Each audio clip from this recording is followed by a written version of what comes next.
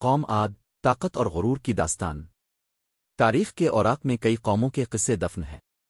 ان میں سے ایک قوم عاد ہے جو اپنی طاقت، عظمت اور غرور کی وجہ سے مشہور ہوئی۔ لیکن کیا اب جانتے ہیں کہ اس قوم کا انجام کیا ہوا؟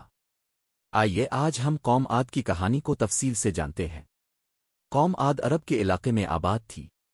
یہ قوم حضرت ہود علیہ السلام کی قوم تھی جو اللہ کے نبی تھے۔ قوم عاد کو بے پناہ طاقت اور دولت حاصل تھی۔ وہ اونچے اونچے محلات بناتے تھے اور زمین پر فخر سے چلتے تھے۔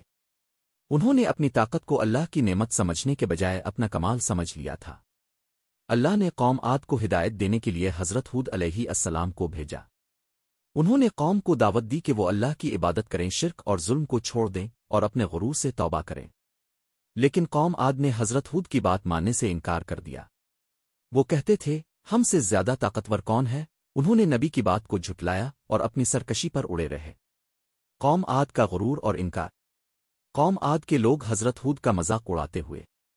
قوم عاد کا غرور اس حد تک بڑھ گیا تھا کہ وہ حضرت ہود کو چیلنج کرنے لگے۔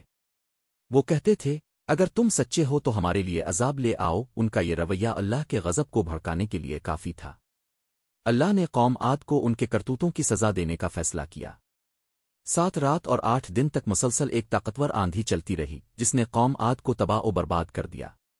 یہ آندھی ایسی شدید تھی کہ یہ لوگوں کو اڑا کر لے جاتی تھی۔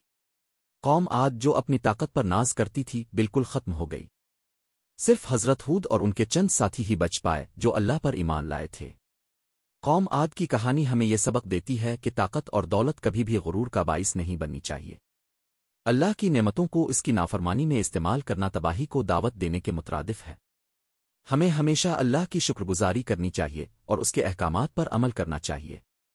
قوم عاد کی کہانی قرآن مجید میں تفصیل سے بیان کی گئی ہے۔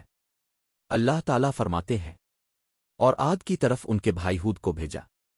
انہوں نے کہا، اے میری قوم، اللہ کی عبادت کرو، اس کے سوا تمہارا کوئی معبود نہیں۔ کیا تم ڈرتے نہیں؟ سورہ الاعراف۔